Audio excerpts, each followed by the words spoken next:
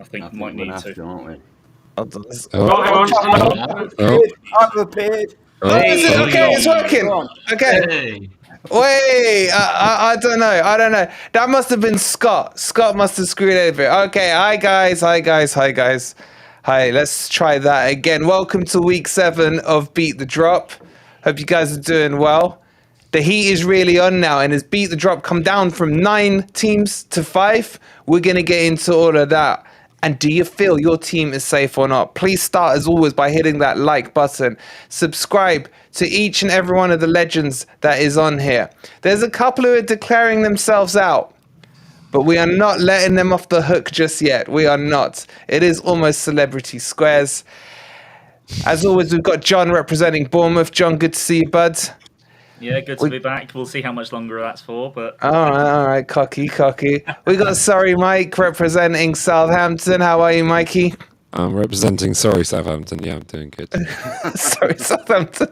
And we got Mike from Everton. He just fell away somewhere. I don't know where he's gone. He'll be right back. Oscar, good to have you here representing Leeds. How are you, bud? Yeah, good. I think I'll declare us out of the relegation battle. Not going that way, probably just going that way, boys. Oh, you're going Sorry Mike in a second. Of course, we got Forest Ant back to full health. Welcome back, Forest Ant. Good to have you. Thank you. And I don't know who we've got at the bottom because I can't quite make them out. Is that Chappy? Is that you, mate? Yeah. How are you, buddy? How are you? Org. Yeah. What's that thing in the corner there? Just eating popcorn, mate. Is that a bin dipper there? That's Foxy. Oh, Foxy. The big reveal. He shows his face. It's not Chappy, it's Vardy. Who do we want to abuse first? Who should we start on? John, as a neutral here, where should we point the abuse at first? Ooh, I don't like being the one to point the finger, but I suppose being a Bournemouth fan, it would be wrong of me not to point at Southampton, but they're kind of already down, so I don't want to do that anymore. So in the mood. So I suppose, given that we know Chappy can't stay the whole show, who wants to start on Leicester? I mean, I'm here. Just go for it. I'm here. All right, go on, Chap. That Fulham game was arguably the most important game you had left of your 4, because you've got Liverpool and Newcastle next, and you finish against West Ham. That's 0 you points. Might already be down by then. What on earth happened to those players? Some good questions. God, where do we start? We haven't got this long. Brendan Rodgers got it all wrong. Didn't let certain players in the squad. He's got his own agenda with certain players. Kicked a lot out. Didn't let certain players play in right positions. Should have gone a long time ago.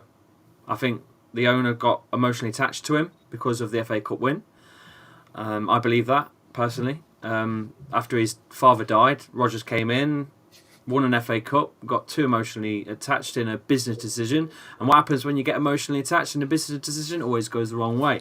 I think we had an opportunity to get Sean Dyche in because he was lurking around Leicester probably 2.5 months ago. And bottled that as well. And now here we are basically down. I don't see a way out. We were... There was no passion, heartless, gutless. It was horrific to watch. Surely you lot can agree that was probably that was championship fodder playing against Fulham. We were shocking all over the park. Not one player played for the badge, but that's the point. A lot of these players have not agreed to any extensions for a long time. We've known Yuri Tielemans is not staying. We've known that Kagalos Soyuncu is on his way out to Atletico. We knew that in January. Let alone that Maddison, come on, he's bound to be going Newcastle, or I don't want to see him at Spurs, but I can see him somewhere in that sort of bracket. What was happening anyway? So why would they put passion? Why would they? Why would they put passion into Can you it? stop? You're sounding so depressed, and you're trying to make it analytical. But how can you be? How can you be positive? I'm not telling you to be positive, man. Just call a spade, you shit. It was shit. It was bad. But how can this team be so poor? Only 2 years ago, we were winning a fucking one of the most prestigious cup in the fucking country. It don't make sense. That makes it all the more sweet. Wait, no, I'm neutral. Someone take over. I can't say these things. I'm meant to be neutral. For a lot of this season, I got a lot of stick because people kept saying Leicester are too good, their players are too good, Leicester aren't going down. And I kept saying to people, look, Leicester are where they are because they're shit. And we've got to this stage of the season. And hey ho, here we are. Leicester are still shit. I kept saying to people, why do you think that all of a sudden Leicester are going to turn it on and start playing great football? They've not done it for 20 games. No, come on. No team finishes in the top 5 2 years on the bounce and then gets relegated. It don't happen. There's something's gone wrong. There's a lot of players that aren't fit. You know, if you watch that game, there's no one running. No one's got any energy at all. Knackered. They're not built for a relegation fight, though, are they? No, they're not. You're right, they're not. And I don't think they've seen themselves in this position at the start of the season. They didn't think, we're going to be in a relegation battle. So they haven't got the mindset to even deal with it. I don't even think they acknowledge themselves in the relegation battle until now. All of a sudden, now they realise, oh shit, we're going down. It's like, and now they're thinking, well, I don't care because I'm off anyway. It's mad. It's mad, and it's mad. Oscar, from your perspective, looking at Leicester, do you think they're down, or do you think they could sneak their way back up? How? They're more likely to stay up than us at this moment in time. I love the depression all round. I mean, what are you expecting the Chappy to be like? I mean, we're just, it's back to the League One days, mate, isn't it, Chappy? We're playing each other in League One at this rate. Man, I don't know. I can't even laugh at other teams at this moment in time because we're just such a mess ourselves. But no, I still think Leicester are more likely to stay up. We've still got players in that team, Maddison, Barnes, and that lot who can really turn it on for 3 games. I'm not saying Oscar, they will. look at their games, Oscar. I don't think the bottom 3 will change. By the way, I think the bottom 3 is set now. To be totally honest with you, I think it's going to take a lot for it to change now. I think Forest are going to sneak something at Chelsea, etc., etc. I just can't see that bottom 3 changing. But if any of the 3 are going to get out of it, it will be Leicester out of the 3 because they just have those players. Those little bits of quality in tight games who could make a difference. But I don't think it will. But if anyone is going to stay up, it will be Leicester out of the 3. Wow, interesting. I'll take that. I just to counteract, I think if you look at the fixtures, I disagree. I think purely because you look at who they've got to play. They've got Liverpool, who are arguably who are not out of the race for the top 4. Yeah. Newcastle have to get 7 points to guarantee themselves Yeah. the top 4. Yeah. And then final game is against West Ham. That at least I do have a decent chance because West Ham may actually be either celebrating or preparing to play their final. Yeah. So that's the one chance. But then you compare that to Leeds fixtures. And I can't remember who you've got next. But Newcastle at home, West Ham away, Tottenham at home to finish. Yeah, there you go. So you got West Ham, who again, West Ham are still in their European adventure, and you've got Spurs. Who the fuck knows what you're going to get from Spurs? So like you can look at Leeds and go, maybe 4 points, whereas you're looking at Leicester and you're going, maybe 1. Yeah. So you think Leicester are down, John? I think because they got nothing from that Fulham game, I don't think they're going anywhere. But you think Leeds might sneak out of it? No. But if a team is going to leave the bottom 3, I have more faith in Leeds and Allardyce than I do in this current Leicester squad. Yep. But having said that, I don't think the bottom 3 is going to change as things are. Forest need a draw to stay up, don't they? Forest need a draw, I think. I don't know. Yeah, they have to get a draw. Mikey, where are you reading this at the moment? I mean, are we saying Southampton are down yet? Or... Come on, now. Stop it with the teasing. There's absolutely zero chance, and there's a zero chance because we've seen nothing to show us anything otherwise. You know, we've beaten 4 teams all season. You know, we've got 3 games left. Just non-existent, and it's been non-existent for a while. It's been really, really poor. I mean, the sketchy thing is the fact that both Chappy and I went away from home and scored 3 goals and got absolutely. Mikey, you got that weird thing on your mic again that you had last week. Yeah. Let me see if I might log back out and back in again. Okay. It's gone weird again. Yeah, go on, piss off. I'll jump in quick then. Go Because on, what Ant. I say, I try not to take any notice of upcoming fixtures for each of our teams because it's so fucking unpredictable. I'll mention it. Everton 5, Brighton 1. I don't think any of us would have foreseen that. That ruined me. That ruined me. Hands up if that pissed you off this weekend. That ruined me. That ruined me. So you look at the fixtures and you say, well, they're not going to get anything from them. They're going to get. Well, they might do against. Honestly, it's that crazy. You just can't tell. I mean, Forest got a draw at home to Manchester City, for example. Do you know what I mean? And towards the end of the season, it gets even crazier. It gets even more difficult to predict. Let's take West Ham. That last game of the season, it's against Leeds, isn't it? Two ways of looking at it. You could think, well, they might be in the final of that European Tin Pot Trophy, so they might be relaxing. On the other hand, there might be players that they bring in who want to try and get into that team and try and make an impression, so actually run the balls off. Also, when teams get like either safe or relegated, sometimes those bad teams relax and all of a sudden they start playing well. You think, well, where's this been all season? Or, on the other hand, they could just be don't give a shit and play crap. That's why it's so difficult to predict any of the fixtures for any of us. Any of us can still survive. It is, but the depression I'm seeing from Oscar and Chappy is. Well, they know their team's better than me, don't they? Yeah, but you know what? I mean, I'm just speaking to Mike. He's having issues connecting, as in the other mic. Both mics. I didn't see it coming, Wolverine. That's why I did. Is that why, Chappy? Is that why it's more depressing? Because I think what's interesting. I really didn't see it coming. Where were you expecting Leicester this season? Realistically, even on a poor run and poor form, I was expecting something like 15th. I was not expecting to go down. I really wasn't. You got to understand what I've seen over the last 5-6 years. It's been nothing but highs. Just to see us go down, it's just I can't even. Oh. And what about you, Oscar, with Leeds? Where were you thinking Leeds? Like, delusionally, realistically, whatever. We all had, I said Forest fourth. But anyway, what were you thinking with Leeds? Like, when you saw, that pre-season moment, you're there thinking, a couple of seasons down the Prem, what were you thinking? I was trying to think, I think for Prince predicted something like 14th, 15th, I think it was. Not too far off what Chappy was saying. But to be honest with you, I think since probably halfway through the season, probably Christmas time, I felt we were going down. To be honest, I think probably the big one for me was West Ham at home when we didn't win that game and went on like a 10-game winless run. That just felt to me where it was feeling. The longer we stick with Marsh, the worse and worse it's going to get. The more and more damage we're going to do that's going to be irreparable. Not enough time to repair it, and that's been the case. But start the season. We start the season with 7 points from the first 3 games. That's what is the mad thing about it. Really, if you look at it from kind of this third week of August, we've been the worst team in the league. We've been worse than Southampton.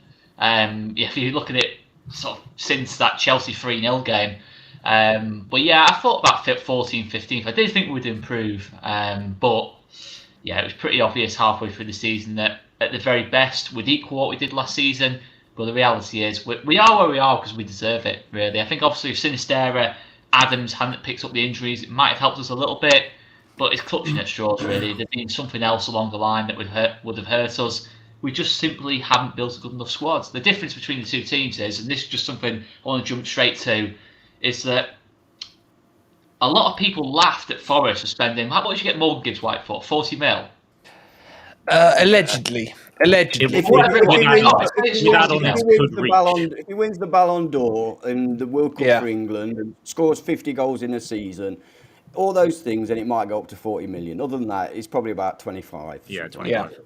So people laughed about Forest spending that money on Morgan Gibbs-White, whatever the fee was, and the wages you're paying out, all these signings you're making, but we've spent 25 million on Brendan Aronson in comparison. You know what I mean? And you've seen the difference in productivity between the two. And the mad thing is, we said before we even got promoted. The week after we got promoted in 2020, Victor also came out to the press and said we're going to sign the cream of the championship. I don't think we signed one player from the Championship. One up-and-coming player. Morgan Gibbs-White was fantastic for Sheffield United last season, and that was what we were supposed to do. Ollie Watkins was one player we were linked with. We went with someone else instead. It's just the constant mistakes we've made, and the other one again is that I keep looking back to is Yorkers for I think I've absolutely murdered his name there, by the way. Coventry City. Again, we were linked with him at the start of the window. We didn't go for him, and we went and spent 35 million on an unproven Jorginho Ruta. It doesn't make sense. Our recruitment's just let us down all season. And the reason I sort of caveat all this is I said 14-15 because the transfer window wasn't finished. We were supposed to sign this player, this player, this player, this player. And in the end, we got none of them, and it was just massively underwhelmed in January and in the summer. So, I said 14th or 15th. Had I known in August the signings we'd make, the type of recruitment we'd try and do, I'd have probably said we'd go down, to be honest. Wow, this is a depressing stream to say the least. But I think the depression is putting a lot of smiles on the faces of some of the players. Yeah, and John, you're sitting there up top. I'm going to depress everyone in a second because I get a few messages asking me where is Jase? I knew this was coming. Where's I don't Jase? need it. I don't need this. I don't need it. No. Brace yourselves. No, I don't need this. I don't need it. Now, I can give you good news, bad news. He might be modest and withdrawn and And have you met Jase? Yeah. Yeah. Fair enough. So I'm just giving you in the chat some pre-warning. We got over 250 in here. Please don't forget to hit the like, right?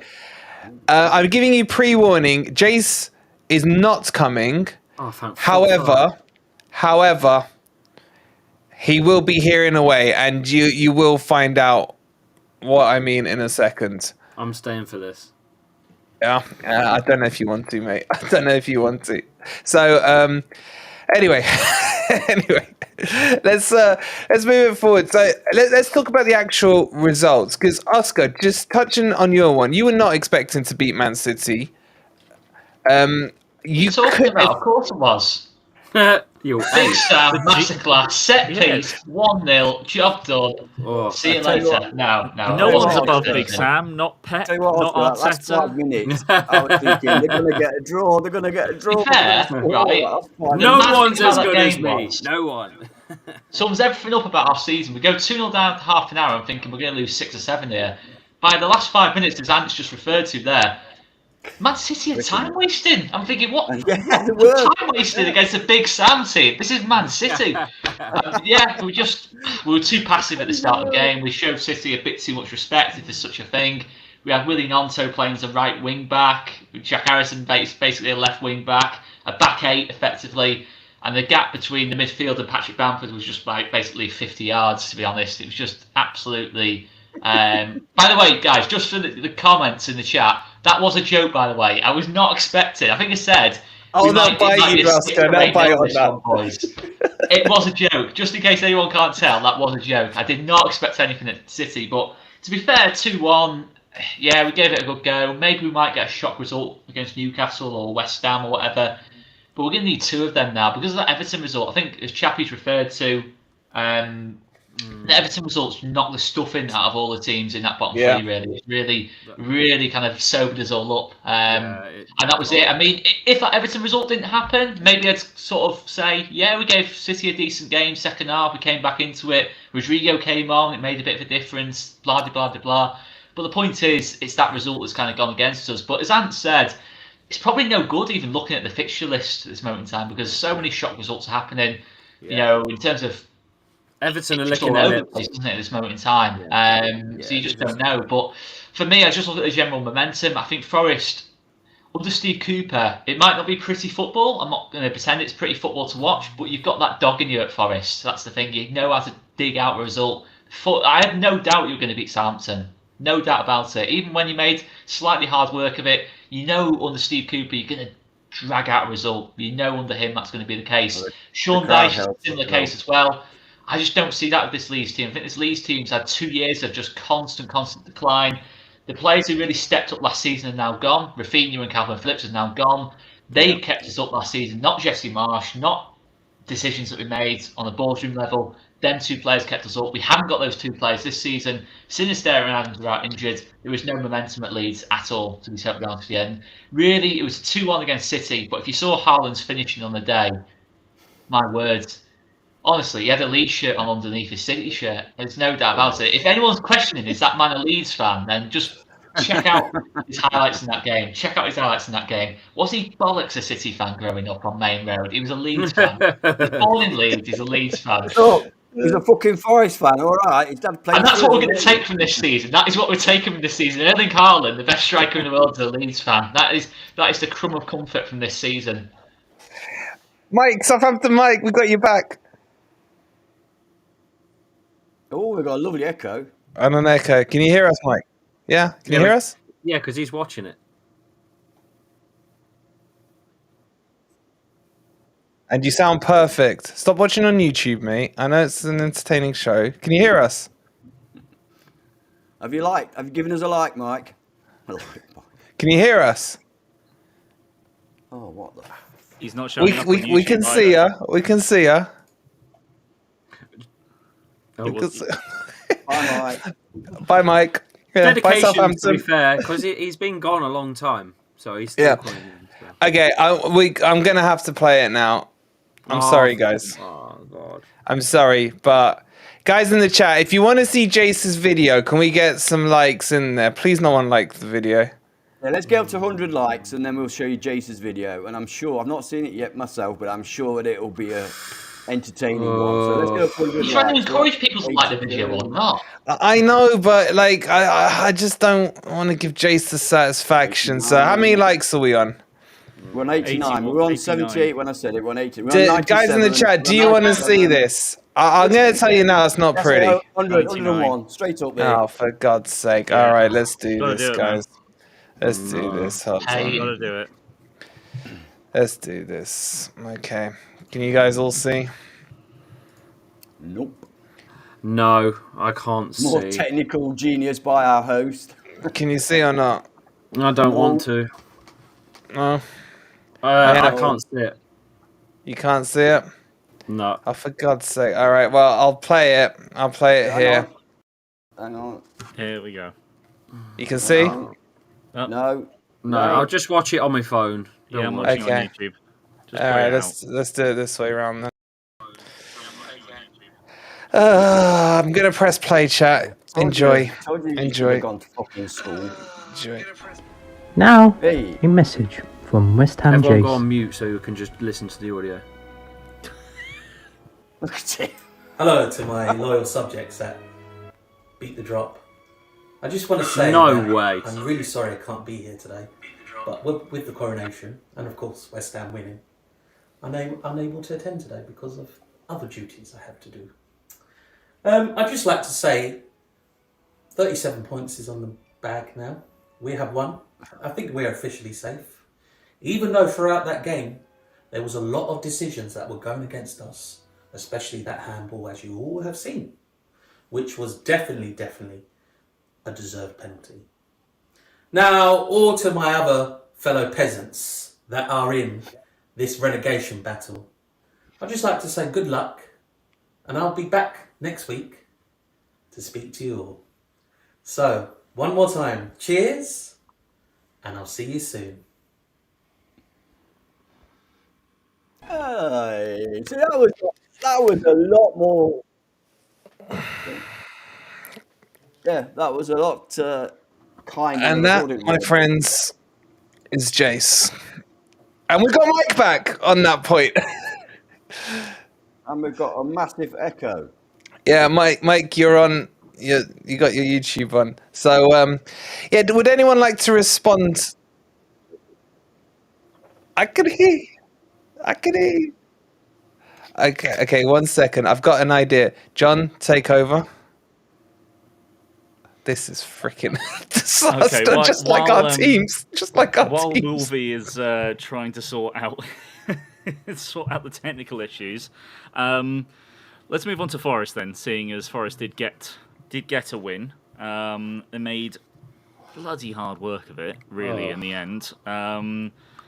But I did also see you saw the good and bad of Morgan Gibbs-White, absolutely giving away that first goal, but you saw the genius of him as well. And I do think that he was always going to be that good for Forest. When you saw what he could do in the Championship, when you've got a player of that skill, he'll make it work in the Prem as well.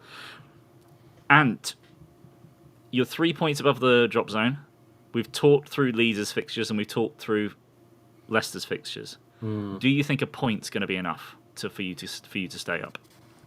Yeah, well, I mean, honestly, I am so fucking boring because I just say I don't know because it's just that crazy. I could sit here quite easily and say, yeah, 1 point will be enough. That's all we need. We'll get that. But who knows? Who knows? Who knows what the guys below us are going to do? I mean, we had a party stream last night, a live stream last night, and Wolverine decided. It's a bit early. Yeah, I know. Hey, wait. We decided to call it on the beach. Right, listen, I live in Nottingham. You can't get any fucking further away from the beach than where I am. True. I'm telling you. Yeah. And I ain't on any beach because it can just go wrong like that, can't it? We can lose our next 3 games, couple below us win a game, that's it, game over. Our goal difference means we're a point worse off than everybody else, if you know what I'm saying. Exactly. That could be the thing that kills us if we're not careful. So we have to finish a point above everybody else, not level. And that's where 1 point worries me. I think I'd prefer 3, which is obvious to say. Our games are Chelsea away.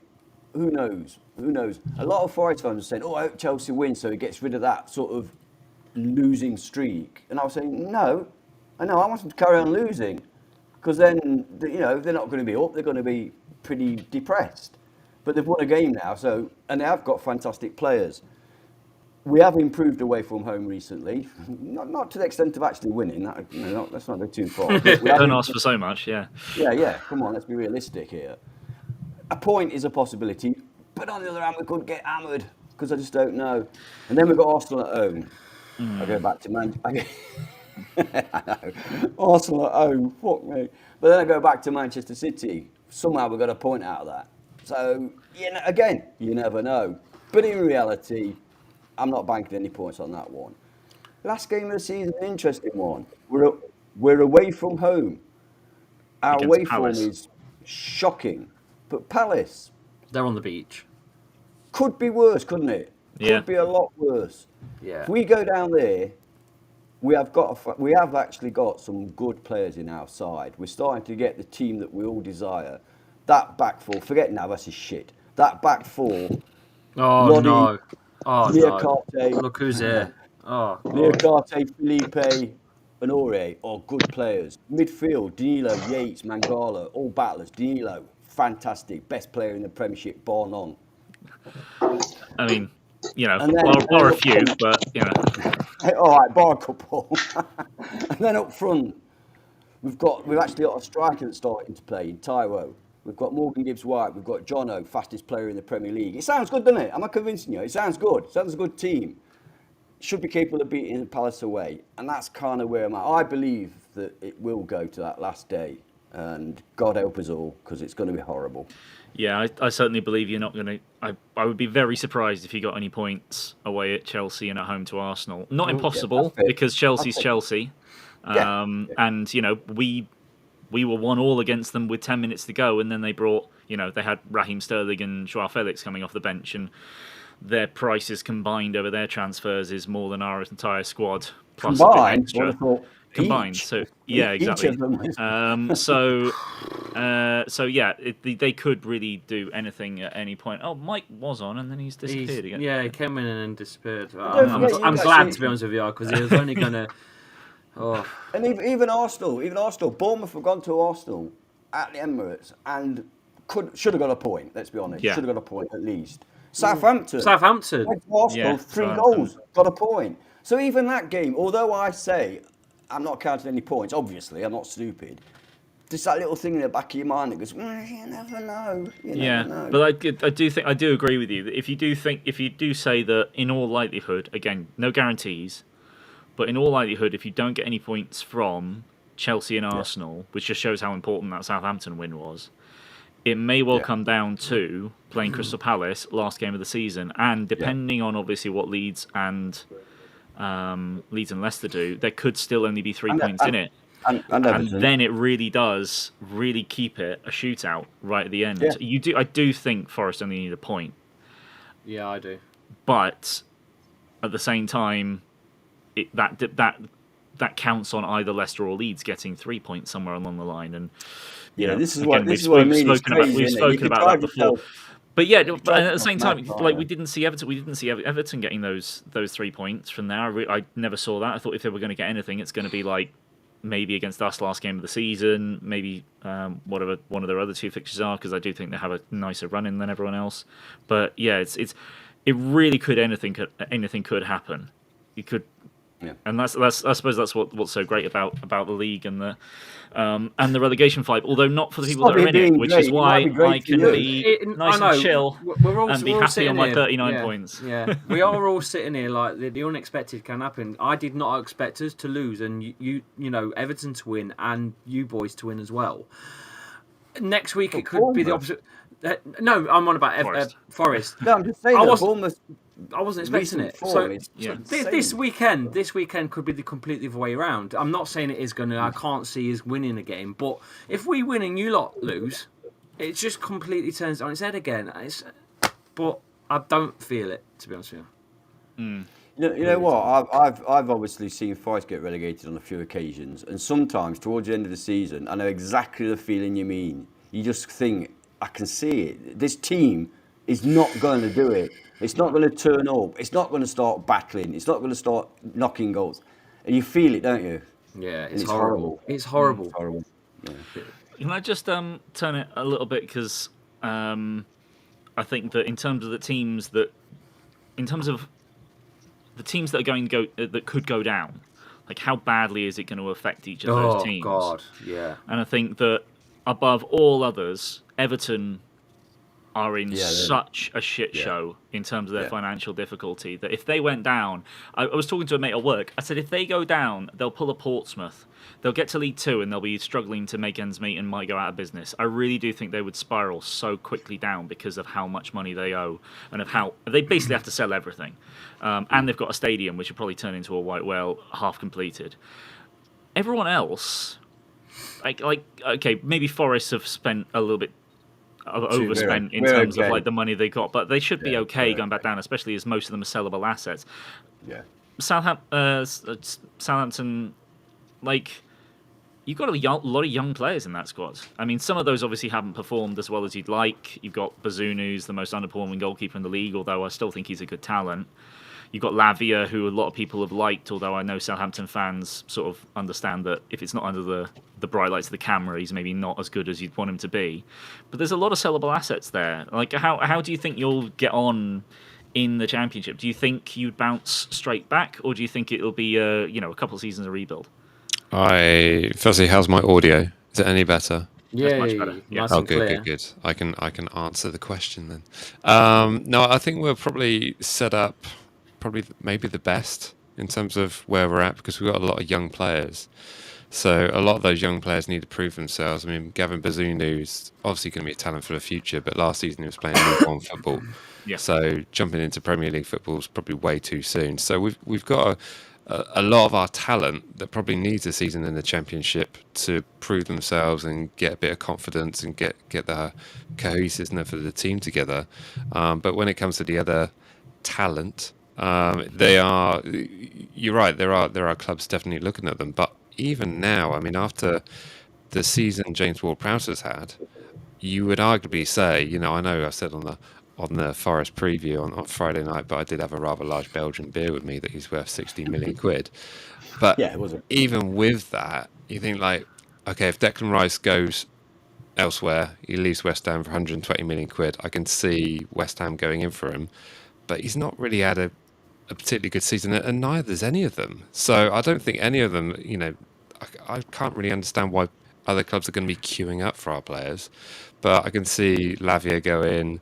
There was rumours that Tino Livramento is wanted by Liverpool, along with Lavia as well. So there's probably about maybe 80 to 100 million in sellable players. So you look at that, and then you look at the parachute payments, then yeah, I think we're kind of, and there's a lot of talk for people saying Sport Republic need to get out of our club. They've wrecked it, but I'm on the complete opposite side of it. They've wrecked it, so they need to fix it.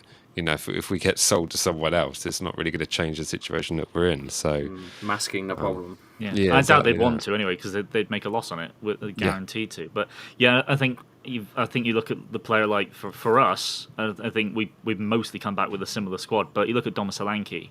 It was shocking when he first came to us for 19 million from Liverpool, and he was a laughing stock of the league. He goes down to the Championship, has 2 great seasons, comes back up, and he's showing his quality now. Yeah. A lot of younger players will that'll be the making of them going down. Chappy, before you shoot off, because I know you don't have much longer, how do you think Leicester would have if you went down? No guarantees. If you were to go down, how do you see? You're muted, Boy, by the way. How do you see yourself doing? How's the team doing? Yeah, look, Leicester's owner has wrote £200 million off of debts not long ago.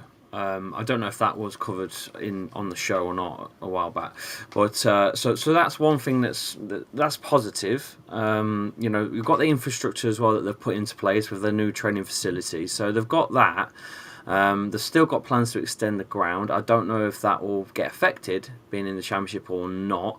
So in terms of their ambition for the actual club itself, I still think that's, you know, regardless of where they are, I think that's still going to be a thing.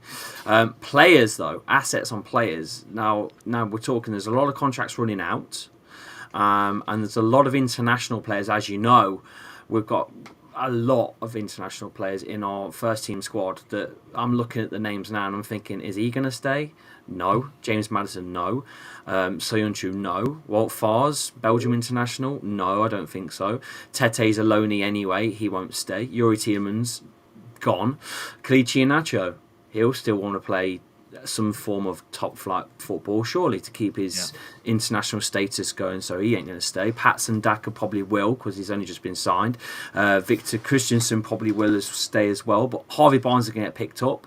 And the list goes on, really. Who are you left with? You know, Ndidi, who's been terrible this season anyway, coming back from injury. Will someone pick him up? I can see him still, you know, hobbling about maybe in the mid-table Premier League side somewhere. You know, Ricardo Pereira, a fantastic player, probably one of the best right backs at the time in world football until he done his ACL. Probably the reason why he's still at the club, in all honesty. If he didn't do his ACL, he'd probably been sold a long time ago for big money. I don't know what's going to happen to him. But you look and you think, what's that left with? Yeah. I couldn't even name it. Sounds like you'll have to do a Forest, doesn't it? And buy 30 players. It's worrying, you know. And then you've got contracts like Yannick Vestergaard, a player like Yannick Vestergaard that we've bought. Mike's going to giggle. But I've seen his salary, right? He's on £3.9 million a year for doing absolutely nothing apart from looking like Lurch from the Addams Family. Faking injuries. Yep. It's unreal. You know, but we've done this to ourselves. Ryan Bertrand brought a player dead food from. I think his biggest success was in Chelsea about 12 years ago. He's done absolutely nothing, and he's earning £3.6 million a year at Leicester, and he's played about 4 games. He was good for us when he was on loan when he was about 19. It's just, and it's just won a Community Shield, didn't he? So there is a few worries in terms of the squad and what we're going to be left with. Although it's an interesting one, though, Chappy, because one of the main reasons you're in this predicament at the moment because you couldn't move players on in the first place. Exactly. So I do wonder what is going to happen with that squad. But it is odd. It is odd as well going down. In terms of, I think, as the guy here whose team has gone down most recently, because of the parachute payments, you're not obliged to sell as much as you think. Okay. But obviously, that does require you to make a decent chunk of money somewhere. Because when we sold Ake for 40 million to City, Wilson went for 20, and Ramsdale went for 18 to Sheffield United. So we made more money than we had almost any season we were in the Prem from sales. The day we went down, and that was just 3 players. So if Maddison goes for, I don't know, 30 to 40, depending on sort of with contract length, a couple of others go, and you get 100 mil, then you don't necessarily have to sell players that first year. It just depends on how committed they are to to the cause. Well, I suppose moving on to Leeds and Oscar, if you were to go down, if Leeds were to go down, who do you think sticking around? Who do you think are your best assets to sell? Manager as well, obviously. Yeah, we're into the unknown, really. Either way, really, if we stay up or go down. Currently, there's rumours that if we stay up, it's almost certain that the San Francisco 49ers will acquire 100% of the club. Wow. That feels like almost a given if we do stay up. Obviously, that's looking incredibly unlikely at this moment in time. And the debate is, will they still want to buy the club should we go down? That is something that no one really knows the answer to that at all. Well, no one said the answer to that if they do know it. So that's a big factor as well. There's rumours that Andrea Radrizzani, the current owner, is looking at buying into Milan, but apparently that has been completely ruled out today. I think today anyway, because the price Inter Milan are asking for is too high. So whether that means he's more likely to stay at Leeds to try and repair this mess, I don't know. But if I was Andrea Radrizzani, I'd just sell the club. There is no coming back for him. What's happened over the last 2 years? For me, I don't think there's any coming back from that in terms of repairing the relations with fans. The only reason he'd do that for me is to get the full price he can for the club, so maybe he might go down that route. So that's a big factor. Obviously, we've got the managerial factor as well, who will come in. There was even talk about Brendan Rodgers if we did stay up again. That's fraud. Not going to stay up, so that's not happening. So I don't know. I think Russell Martin, he's been linked to Leeds and Leicester, I'm pretty sure. So whether that's going to be the route either team goes down, I don't know. So that's two big things, that owners in the boardroom and the managers, of course, as well. There's a big debate about that. I can't see Big Sam staying around whether we stay up or don't stay up. I just can't see that being the case. I don't think we'll go down that route. But then you're looking at the players, the playing situation. Now, our star players, Luis Sinisterra might be a funny one, really. We might well be able to keep him because he's been injured most of the season. He's not actually been able to really put himself in the spotlight. Listen, when he's played, he's been absolutely unbelievable, and it'd be absolute madness to see him play in the Championship. But someone like that might actually stay. Wilfred Nonto might just stay, but the reality is we're going to lose a lot of players. Tyler Adams will not stay in the Championship. Mark Rocker, I don't think will. Robin Koch will probably go. Ivan Melier will probably go. But the thing is, a little bit similar to what Mike was talking about, we have got a really good academy building. I think already there's been talk about this probably about 2 or 3 months ago, really. We've got a pretty good back four already. A back four that actually sounds better than what we've got right now, which is absolutely madness. Cody Drama at right back, who's been really good in the Championship. He's had a few loan spells out at Luton, done really well in Cardiff last season. Charlie Creswell's had a really strong loan at Millwall. Max Berber, I can't see leaving. He has only just joined us. He'd be a really good defender in the Championship. And then left back, Leo Kjelder. So we have got a back four already that you could kind of put together. And we have got a lot of attacking options. So I'm hoping it's not too bad. But it just depends a lot on a lot of things, really. The ownership situation, I think the problem for us is if Andrea Radrizzani does stay around and we're in the Championship, that place can get toxic very quickly if we don't start well next season. And it doesn't really matter what players we've got on the pitch then. The momentum is absolutely dreadful. So we'll see. Steve Bruce getting mentioned in the comments there. Knowing us, that's what we'll probably go for, isn't it? But, oh, dear me. I didn't think we'd go for Sam Allardyce, but we did. I'm hoping we don't lose every single player. I think if you said, John, we don't ever lose every single player. Some do stick around unexpectedly. Dom Solanke is a great example in terms of not great in the Premier League, could really step up in the Championship. Hopefully that'd be the case with someone like Brendan Aronson or Jorginho Ruta is probably the most direct example to that. Hopefully they can find that little spark of form in the Championship and then really kick on if we were to get back up. But yeah, it's looking quite strong, that Championship next season as well. Already it's looking pretty strong. It's going to be strong with Southampton, Leeds and Leicester in, isn't it? Let's be honest. Well, yeah, that's the three to come down, to be fair. There's no, so is Norwich are still in it, aren't they? But and Watford and West Brom. That's pretty competitive, that, from the off. It's ridiculous. All right, I'm going to shoot, boys. Thank you for tonight. Cheers, Chappy, mate. Cheers, Chappy. See you next week. Mate. See you in the Championship, Mike and Oscar. See you later. Don't give up. Don't give up. Yeah. it's not over yet. Not See you guys. Far from over yet. Cheers, Chappy. See you, Wolverine. No, he's still not in. He's still sorting himself out. areas. So moving on to the last one in the line, then, in terms of who we've got here that could still go down. Still can't hear you, Wolvie. Ants.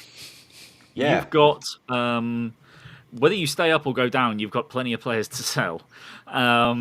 So it's funny. It's funny actually looking back. I don't know when their contracts run out, but it was actually I can't remember what I was listening to before in terms of the players that you've still got on your books. That is quite funny. You've got Bournemouth legend Harry Arter still on your books, who is someone I don't know when his contract runs out, but he's done his best to milk Forest dry. Lyle Taylor is still on your contract, I think, with you as well. Cafu's still there. Yeah. But the amount of players that you've got. I mean, you probably have to. If you went down, you'd have to sell half of them, I'd imagine, just in terms of. The one thing that we have got in our favour going down is the Greek father. I mean, the guy is committed. He's not frightened of writing checks out. He's not frightened of spending his own money. He seems to be fully committed to our club.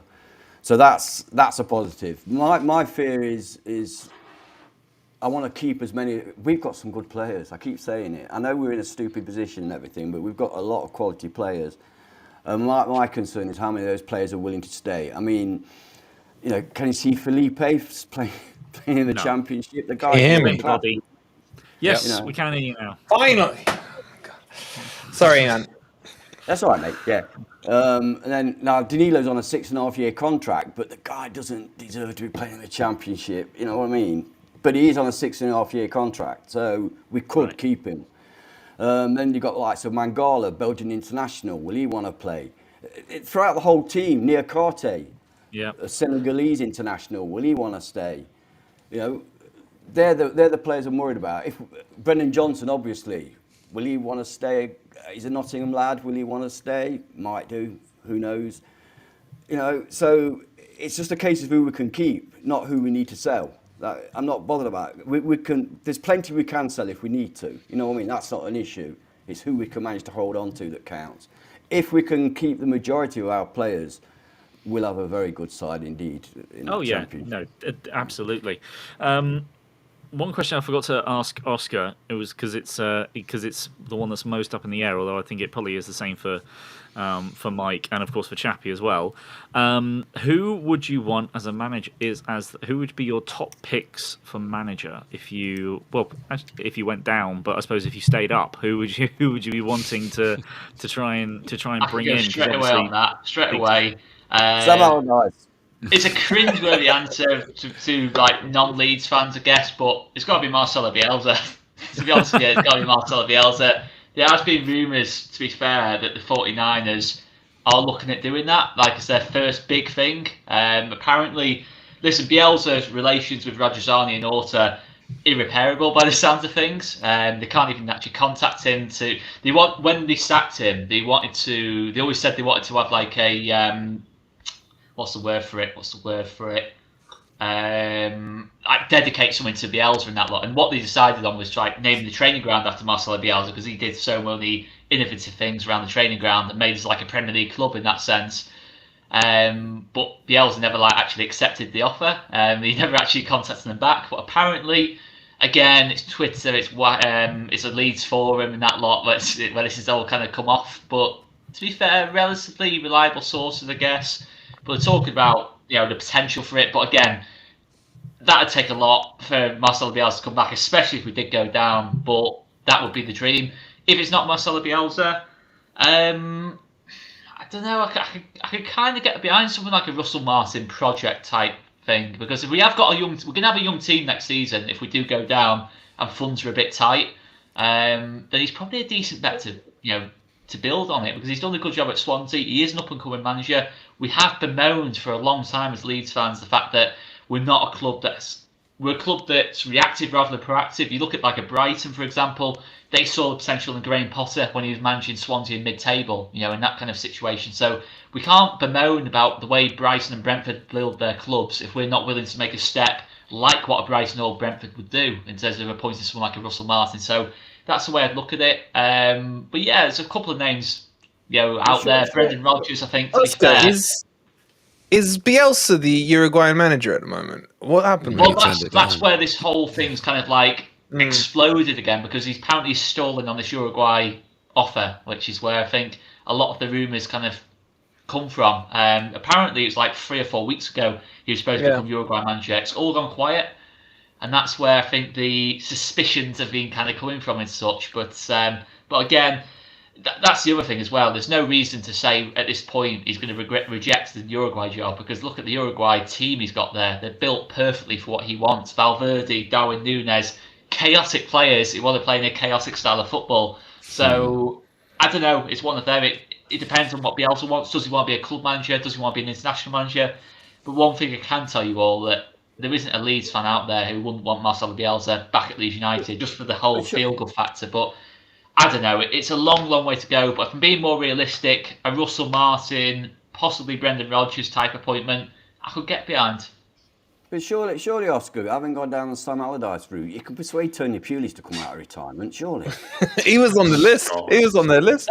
He was on the list, to be fair. Tony Pulis turned us down. That's the desperation. You should be thankful. He didn't, I don't know if he did. He probably didn't, but the mood I'm in, I might as well just have that narrative in my head that Tony Pulis didn't even see us as savable. But yeah, we will not go with Sam Allardyce long term, I don't think. Even if he does keep us up, might seem quite a harsh thing to say, but it's just you can't go from what we had to that in like less than 2 years. That's just surely even for Leeds that's too depressing. But then again, Leeds United Football Club did once decide to appoint the Forest Green manager, the sacked Forest Green manager, Dave Hockaday. So I'll never ever rule anything out at this point. Can I just ask an interesting question? Because John's getting an easy ride here. I'm going to be honest, John. John, thank you for covering Judo. Yeah, I was going to say I've been hosting it. I don't know about you. No, I'm not talking about you particularly. I'm talking about your team. Your team, right? Okay. Surely you're getting second season syndrome next season, mate. Surely. Are you worried about that yet? Or do you want Gary O'Neill to stay? That's what I want to ask. Oh, good question, Mikey. Yeah, I mentioned that before. I wanted to stay. I think I spoke about it either last week or the week before. He's only got another year on his contract as things currently stand, and I think I don't really see that currently why you would extend that right now, because it's the security that you don't really need with managers. It's not like another team is going to try and poach him. He's done a good job. He's one of the Bournemouth have overperformed, probably top 3 overperformers in the league this season.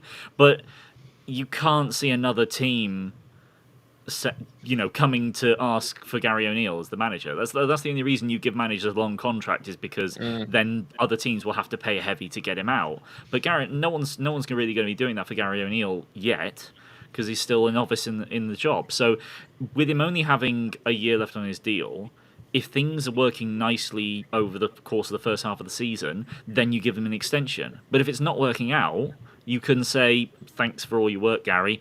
We're going to bring in someone with a bit more experience to... Johnny, you're not going to end up in the same scenario you started this season with, because what's his face? Matey boy, the prick. I've gone blank on his name.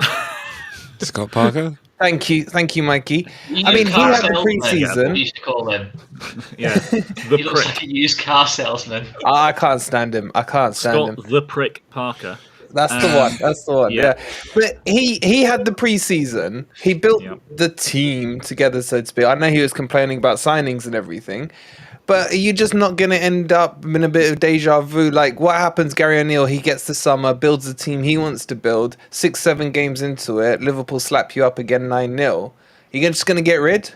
But the thing is that Scott Parker's football was going to be 5-3-2, very deep block, maybe get a goal here and there, which is what we did. Which is what we did against Aston Villa and won 2-0, and then got absolutely destroyed by City, Arsenal, and Liverpool. And we only spent 20 million in the summer. We brought in 4 or 5 players, but we only spent 20 million. Don't sugarcoat it like you didn't spend the window before, mate. I mean, seriously, we were in the same league as you, mate. Don't give me that crap. Okay, but how many of those players did we actually keep coming into the Premier League season? That's not the point. That's not the point. But you brought them in building for the Premier League. 7 million. We brought those two in for about 7 million. So Fulham spent 70, you spent 120 odd in summer. We finally got the squad together in January. We now have a squad that's far more equipped to stay in the Premier League than we did at the start of last season. Yeah, we could go down. We definitely could. But the thing is the second season syndrome, one, isn't really a thing, and two, it's also based on you get figured out. But John, I can assure you the second season syndrome is a thing. We went from 9 to 17. We were dreaming of Europe. It is a thing, honestly. But you stayed up. Oh, dear, only because we had one of the best wingers in the world in our squad. Somehow I managed to keep him. We've had second season syndrome since 2015. It's been absolutely chaos. But it's the thing. It's been looked at. You're not more likely to go down in the second season if you stay up. If you stay up the first time, you've got a good chance of staying up the second time. There's no guarantees, but it's not like you're guaranteed to suddenly fall off. But you'll always be Bournemouth, won't you? Sorry? You'll always be Bournemouth, though, won't you? Yeah, of course. Yeah, you're always going to be down the bottom. Yeah, Bournemouth's record points tally in the Premier League is 46 points. That's our record points tally in the Premier League. Yeah. So it's not high. We've never been brilliant, but that's also because here's something. It's one of the problems that Eddie Howe had was basically he said, no, I want to keep all my players. Every player is important. Let's keep them. We never sold anyone. The only player we sold for more than 15 million while we were in the Premier League was Tyrone Mings. That's the only player we sold for over 15 million. When did you get rid of Aki? We went down. Yeah. We went down. We sold Ake. All our biggest sales came when we were in the Championship. Ake, Wilson, Danjuma, and Wilson. So but you can see why he wanted to keep him, John. Yeah, no, that's true. But you need to refresh the squad. You've only got to look at Leicester. They didn't refresh the squad in the slightest, and they went from 5th to 18th. So you've always got to bring in new blood to change things up. And Bournemouth will make new signings, and I'm hoping that we'll also move on one or two as well. But regardless, we'll be a counter-attacking team all next season. You don't really figure out a counter-attacking team. You've just got to stop them. You've just got to try and beat them before they score a goal to get past you. And, if it works really well, then you end up with something ridiculous happening with teams massively overperforming. If it goes badly, which it could do, then you go down. It's just a case of, do you have the players to initiate the plan? And at the moment we do, and I'm hoping we improve on that. But next season, is it going to be a better season next season in terms of quality? Do you think with the teams coming up, Sheffield United, okay, Burnley could struggle because their style of play is going to, they're not going to be able to maintain 70% possession every single game. And then out of the playoff contenders, well, surely you want Luton, John, don't you? You would like Luton to come up. Yeah, I'd love Luton to come up because just so someone has a shitter stadium than you do. Yeah, the tallest ground in the Premier League's history anymore. I definitely want Luton to come up, or Coventry to be fair. What's happened to our bloody Premier League? Honestly, we've got these little. Sorry, no offence, John. We've got these it's the Championship now. You've got Blackburn. You'll have Leeds, Leicester, Southampton, Norwich, Watford, West Brom. You'll have Plymouth Argyle. Plymouth Argyle. Ipswich, to be fair. Top flight club. I like Ipswich. No. Okay. Championship will be great fun. You'll love it, Oscar and Mike. Mikey. Before I come on to Mikey, two things. And turn your master volume up. It's gone down again. And quickly in the chat, we've got nearly 300 of you. We got nearly 300 of you in here. Thank you so much for being. I hope you're enjoying it. I'm sorry for all the technical issues we're having. Poor Everton Mike, me and him are just mouthing off in the background, frustrated. He's given up, so he's not coming back on. Please hit the like if you haven't already. Please show some love to all these channels. I want to shout out the likes of, I see a lot of these guys like Pat. I see him going into John's streams. I've seen him in Chappy streams. I've seen a lot of the Forest boys going into Mike Everton, Southampton Mike streams and giving him some abuse during the watch along. Keep it up. I love watching the abuse going on. But make sure you're subscribed. Make sure you subscribe to all Leeds TV as well and on their TikTok because we have a lot of bantering going on. And yes, Ant? No, so that should be better now, yeah? That's way better, yeah. And just make sure you show. I'll see you next week. All right, Oscar, man. All the best, bud. See you later. Yeah. See you later, Oscar. Mikey, I want to touch. I want to touch on the game itself on Monday. We were having heart attacks left, right, and what? I was just about to say, Wolverine. We asked Mike about how unlucky Southampton were to lose, but because Mikey, we had an interesting debate on our live stream yesterday where, and I, to be fair, was siding with him. Felt Forest were playing quite deep and giving the midfield away to you guys. Yeah. I kind of want to, and there was a big debate. We had Dino on and us saying, no, it was fine. We were playing well, etc. The chat was quite split on it. I'm really interested from the other side's view on the game and how you saw it. Did you feel that Forest played into your hands a bit? Because we talked about it in our build-up, both on your channel and ours when we had you on. And you literally said you'd be stupid to do that. Yeah. Did you feel that Forest were playing too deep, or do you think Ant's opinion of it wasn't quite right? Yeah, no, I think you were playing pretty deep because I thought we were playing incredibly high, especially in the first 10 minutes. I was pretty much freaked out by the fact that we were pretty much all in your half, really. So I was quite surprised that you were doing that. But, you know, in terms of... Before you carry on, Mike, Laurie's just said, is this true? You called us not Forest. Mike, you didn't. Mike, do you know how hard my watch long was? I can't even call you. Sorry, I've got to address it, Michael. You can't say. We actually had a female Southampton fan on our vlog yesterday, and as we were interviewing her, she said, "Not." I said, "Excuse me, stop this. It's Nottingham Forest." She went, "Oh yeah, I'm not allowed to call you Notts, are we?" You deserve to lose for that, Michael. Yeah, I think it was when we were down 3-1 in my defence, and I was extra salty. So I was like thinking, what can I say that will wind up all these Forest fans that just joined my stream to look at my sorry face? Didn't I do that, Mike, in our group chat? I think I was getting a bit of abuse, and I replied with something like that just to see who would bite out of them. And I can't remember who lost it, but I think it was Wolfie. I would have done without doubt. Sorry, carry on, Mike. Carry on, Mike.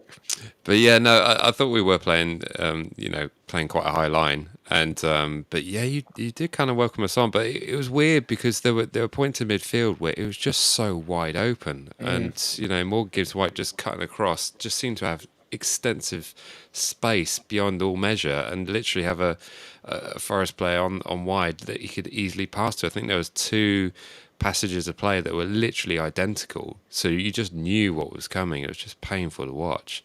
But yeah, and even with our goal, I found it all right. I mean, yeah, but even with our goal when it went to 2-1 and Charlie Alcaraz sort of knocked it in, it was one of those where it was like 3 against 2, and I'm thinking like, if we don't score this, I might just end this stream now. I mean, it's just literally so ridiculous. And if you watch back, I've never huffed going, right, we scored, good. You know, just annoyed of like how pathetic the goal was, but it was just So I didn't really have much hope for the rest of it, really. But again, score 3 goals away from home and not get anything is pretty unforgivable. And mind you, got to look at defence. Mike, I have to say this. Fuck me, that was not a penalty for you guys at the end. That was not. He did not. What was your take on that, Mike? Collapsed. Honestly, I'm going to say the classic line: "You see them given. You see them given." No, really? you see them given. We saw that. We saw it given. By blind, stupid referees and VAR.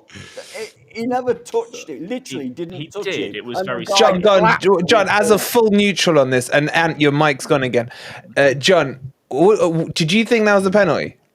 When I first saw it, yes. When I looked back at it, I thought that's barely touched him.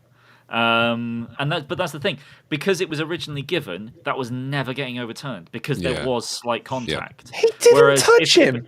He touched him. It was shocking, honestly. Look, you know what? At the game, I was in the Trent end, and that was opposite end. So obviously, I couldn't see it. So it was a penalty. That was that. And right up until last night when we were on stream, somebody mentioned it, and I went to look at it, and I went, "Oh my God, I can't believe that. I cannot believe it. I watched it about 10 times in slow motion. No, he never touched him. When they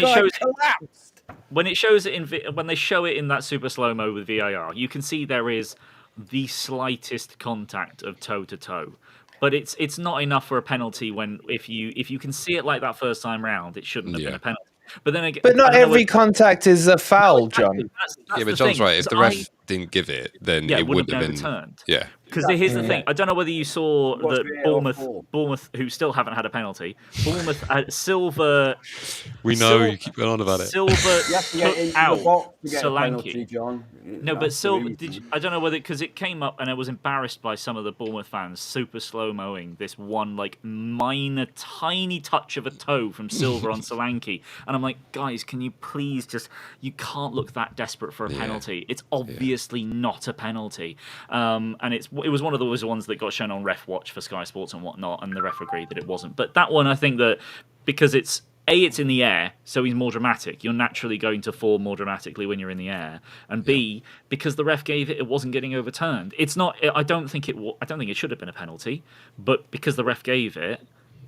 You just kind of got to get on with it, and I was like, once that was given and it was 4-3, I was like, no, they're surely not going to mess this up now. They can't mess this up now.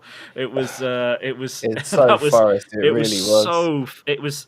I do think that for me, it was very funny. It was very funny to sort of be in that moment of like. Forest, this is like if you don't win this, you're down, and you kept giving Southampton a chance to get back in the game. It was crazy game, man. It was manic. You know what? Every time we went 2 goals ahead, you went, "Oh yes, come on!" And then they'd get one back, and you were. I'm trying to be polite now. You were worrying again, and then that last sort of 5 minutes after their penalty was not torture. Well, to be fair, at least you didn't do a Millwall. Because that Brereton scored as well. That was quite funny. All right, Mike, let me flip this round. Did you think Jono's one was a penalty? Yeah, 100%. Yeah. But it was one of those annoying ones where effectively he's sticking his leg in front. And he was just too quick to it. And Ainsley Maitland-Niles just went to clear the ball and suddenly... Was it Brennan Johnson's foot was there? So it's a penalty. It's annoying, but it is. You can't argue with it. It was soft in terms of to give away that scenario, wasn't it? As in, I thought it was a fairly standard penalty. I mean, it's unfortunate because the guy didn't mean to kick him or anything, but that doesn't count. You know, Brennan just got his foot in literally a millisecond before him, and.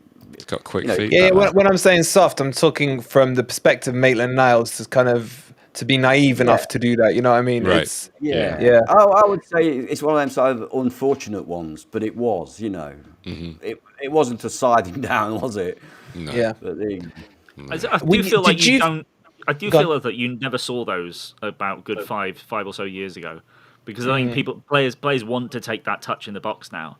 Because good 5-10 years ago, past that, soon as that ball's been won, it's gone. It's already in row Z. But now it's like Maitland-Niles sort of looks up, tries to find a pass, and suddenly you've got an attacker's foot in the way. It's like it's a funny one. Those. Yeah, Mikey, did you feel that you were gonna get something out of it? Because I'll be honest with you, right?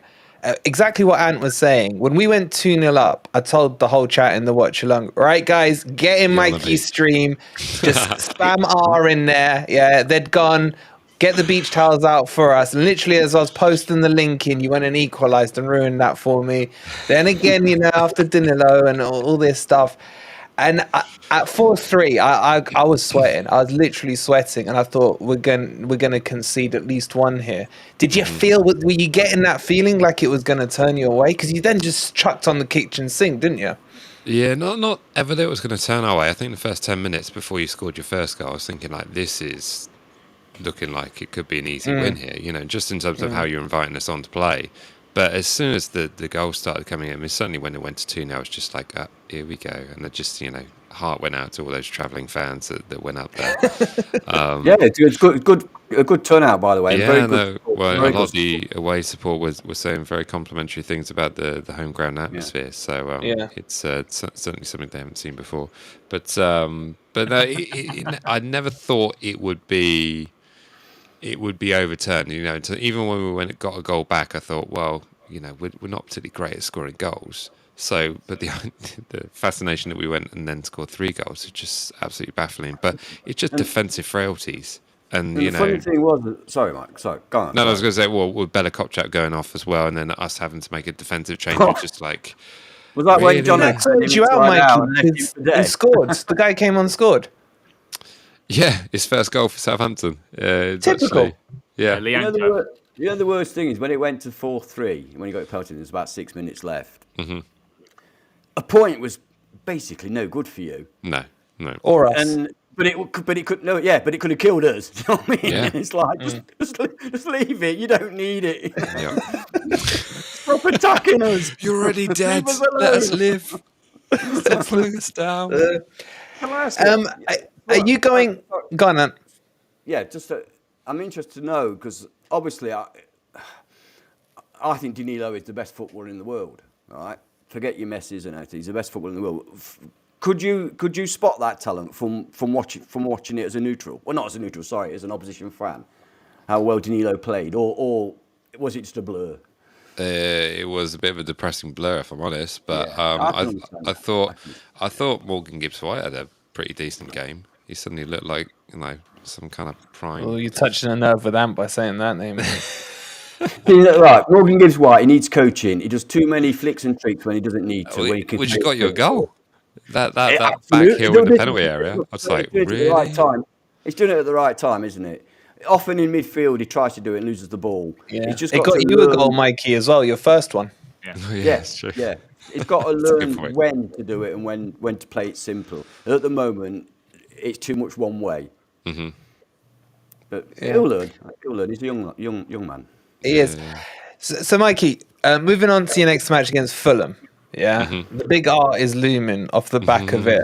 Do you think it's a gunslinging, gun-ho swing and see what happens, or is it even within the camp there? Do you think they're just going to be going through the motions now? I think there'll be a bit of home pride, wanting to make sure that the club at least put on a performance. So I can see a variety of things happening. I can see basically.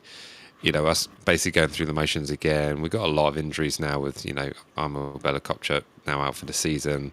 So it's going to be, we know the players that are left that are going to be there, but they'll obviously want to put on a show at home and, at least go out with a little bit of fight. But it's relegation is going to be confirmed on Saturday. That's all I can see. It's just, I can't really see it. I mean, you've got a Fulham side that have just smashed 5 in against Leicester, have got a woeful defence. It's got Southampton next, so they're going to be thinking this is the easiest rollout to the season they've ever going to have. But yeah, no, it's going to be. I can't really see. If they can't do it at the Forest Ground and they can't do it at home against Palace and they can't do it at home against Brentford, why would they turn it on against Fulham? Pressure might be off, though. The pressure might be off. Maybe. It might be one of those mad games where, we get a 2-0 win or something like that, just for that. I mean, the pressure was off when we played Man City in the Cup and look what happened. There were times when I was really impressed with Southampton's play. As I say, in my opinion, we sat so deep that it allowed your midfield to control that area and pass to your forwards. But there were times when you looked quite good. Yeah. We've got some decent players. That's there. what I've been saying to Michael all season. Like when I've been watching them, you feel there's something there. Yeah, you do. Yeah. Charlie Alcaraz was looking good again and obviously getting his goal. So I thought Wilcott was quite good as well. I mean, maybe I'm misty-eyed or something, but he looked quite good to me. Yeah. But his man bun doesn't match Felipe's. He's got No, what about that flip from Felipe for his? Oh, now you're making this 18 rated again, mate. Oof. I love a parkour celebration. I didn't see that coming. We call him Felipe now. Do you know what? When that went in, I was gutted and I was like, "Oh, that was quite nice. Look at that. That was what? The way he did the keeper as well. VAR, that was amazing. Look at that. That should have stood. They should have. The lines were drawn wrong. We don't need the goal difference. It was off. Just get on. Although I was for Southampton's second goal, the header that was from 4 yards out. I was slagging Felipe off for that one. It was shocking defending for someone that looked really good for most of the game. It just it's the only mistake we've seen him make. Mistake we've seen him make. Other than that, it's been a colossus back there. Believe me, honestly. Oh, the guy is incredible. He's so beautiful. Where'd you get him from again? Atletico. Yeah, just 2 mil. Madrid. No. Wow. Yeah. All right, John. With your neutral on the beach sunglasses on, let's go around the table here. Start with you, John. Name the 3 now. We're a week on. We've learned a lot. This has been a big. It was a big Name the Monday. 2. Name the 2. Okay, let's name the 2. Anymore, yeah? Let's show Name Mike the some 2. respect. Yeah. Yeah, come on. Because teasing me. you know what a soldier. Look, the rest 99.9%. dropped off like flies. Poor Mike. Sorry, Mike's still here. Yeah, guys. Guys, please go and subscribe to John and Mike's channel. The troopers have soldiered through all the technical issues and everything. So the links are in the description. Show them some love, please do. Make sure you hit that like button as well, as we're still holding pretty much 300 here. So thank you all for tuning in. But John, put those sunglasses on the beach, on or off, whatever. Name the 2. Name the 2, mate. As it is, I really do. I don't see Leicester and Leeds getting out of it. It's at least not at the moment. Next week, that could well change. Not much change though, John. The fixtures are all top 4-ish fixtures. That's a brilliant prediction. At the moment, the 3 that are in the bottom, but next week it might be different. Next week I'll say the ones in the bottom again. Yeah, whoever they may be. But the thing is that's exactly how we've all done it. All of us have done it every single week. We've all basically almost always changed our predictions. The only caveat that I'm going to put in, because I don't think Leicester will get out of it, because I mentioned before, I think Leicester, their 2 fixtures coming up are too difficult. Yeah. And then they're probably already down by the last game of the season. Leeds, if they actually put on a decent performance in their next game, I'm not gonna. I'm trying to remember who they've got again now. Leeds have got Newcastle. Newcastle. Okay. Leeds at home to Newcastle. If Leeds can make things tough for Newcastle, and maybe they only lose by say goal, and they don't get hammered like you would have expected them to, and you're going, okay, there's a theme coming on here. Leeds are playing 2 really good sides, and they're not getting destroyed. Because Leeds would then probably need only a win. Then it gets a bit interesting because Forest, because your goal difference is so bad, it's going to come down to that last game of the season. I really do think for you to get a point against Palace. So yeah, I do think it's the bottom 2 at the moment, but Forest I think are more in danger than Everton. So by process of elimination, John, would I be right in surmising you think Everton are safe now? I think Everton are the most likely to be okay from that position because of the fixtures they've got. If I'm just looking for what Everton's next 3 fixtures, because I think they've got they've got Man City, Wolves, and who's their last game? Bournemouth. Bournemouth. Wolves on the beach, and Bournemouth. I think we'll probably lose that. I really do. You won't. No, you won't. You'll win. You'll win and save Forest, and you'll be welcome back on this channel next year. Otherwise, fuck off. No, I think Everton. I think Everton have got a good chance of beating Wolves, and if they beat Wolves, they're up. They stay up. And I do think it's as simple as that. I think. And again, last game of the season, I think it's a funny symmetry. Bournemouth's time this year compared to their time over the 5 years before. But we beat Everton and went down last time we were in the season final game of the season. So I wouldn't be surprised if this time we lose and stay up. Just to sort of make it a weird flip on its head sort of thing. But I don't know. I do think at the moment it's definitely bottom 3 as it stands as is the favourites, but until next week. Until next week when I change my mind again. But by the way, all right, Mikey, I'm going to ask you the same question. But honestly, Mikey, I don't know if there's some guys in the chat that haven't had something for a while, yeah. But there's a lot of people being turned on by the Mike voice, man. The magic Mike. Really, I mean, I'm cracking up at seeing some of the comments coming through. So, Mike, there's some OnlyFans request pages coming. ASMR. ASMR, yeah. ASMR. You've got green screen behind you already. You can definitely do something. Exactly.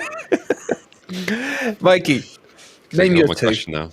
Name my 2. Name my 2. 2. Yes, of course. But if you want to name the 3, I'm just showing you a little respect, mate.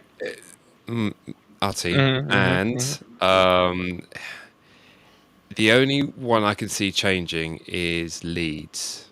I think Leicester have just got too much to do, and just in terms of how they've performed against clubs that they should be beating. Just Leeds in that second half just looked like they had something about them. You know, if you can get to a point where, you know, Man City are parking the bus and holding up the ball in the corner flag, there's just something that tells me that they'll be able to do something like that against, you know, whoever they've got. Because who else have they got? Have they got Palace in the final game of the season? No, it's us. That's you. Okay. Yeah. So, but yeah, just in terms of who they've got coming up, I can just see them, you know. Wait, who are you saying? Leeds or Leicester? Leeds. So Leeds have got Newcastle, West Ham, Bournemouth, yeah? Yeah. Spurs. Sorry, Spurs. Yeah. They've got Newcastle, West West Ham, Ham, Spurs. Yeah. Yeah. Those final two, they've got a chance. But they've got Definitely. Spurs at Ellen Road, haven't they? It's Yes. at home. Yeah. Yeah. Just stuff like that, and just knowing what Spurs are like, I can see them getting 3 points from that.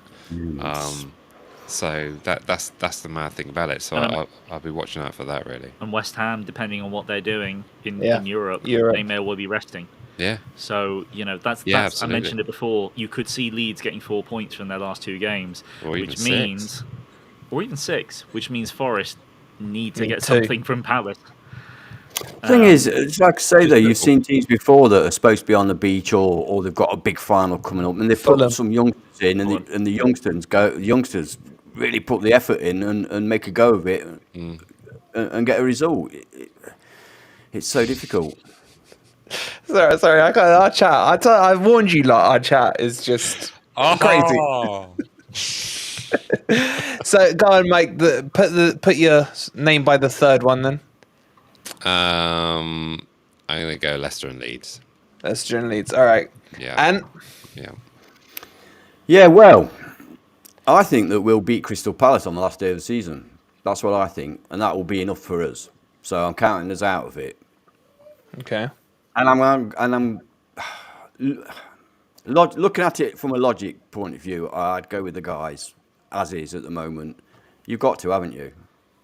You've got to, because otherwise you're suggesting that one of those teams is going to get better results than the others, and that's not certain, is it? It's not even. But there likely. will be twists, and there always is. Yeah, absolutely. And as John says, and I'm sure Mike agrees, we could all change our minds next week. I mean, if Forest win next week and others lose, that's it. We're out. If Forest lose next week and others win, we're in it. Yeah. So, Do you think if Forest beat, who got Chelsea, then Forest are safe? Oh, yeah. That's what makes that Brentford result so fucking annoying, because tennis from them, we're running up and cruising. Absolutely cruising. No danger. Navas fucks up again and we lose the game. That, we would have been safe now. We would have been sitting with John. We'd have been up there. Envious. So if we beat Chelsea, then yes. 3 points, definitely. Yeah. All right, well, we will wrap it up there. I'm sorry there's been so many technical issues, and I want to thank all the guests and the panelists who couldn't make it on. Mike, I was really looking forward to hearing Mike, because he was all cocky again. If you haven't watched his video from yesterday, he's swinging away, as in Everton Mike, that is. But, you two boys, John, Mike, you've soldiered through the technical issues, and we love you and thank you for it. So guys in the chat, still 300-ish of you in here. Please make sure you subscribe to all those channels. Hit the like here. We'll beat the drop next week. I think it will be Tuesday as well, because Leicester are playing on the Monday, if I remember correctly. We will, as always, make sure we tell you guys exactly when it is once we speak to the Hollywood stars as well and confirm they're all right for a Tuesday. So thank you so much for watching. I've enjoyed the episode. It's been stressful, but we've made it to the end. Hit that like button, subscribe to FFTV and all the other channels as well. And we'll see you next week for Beat the Drop. Come on, you Reds.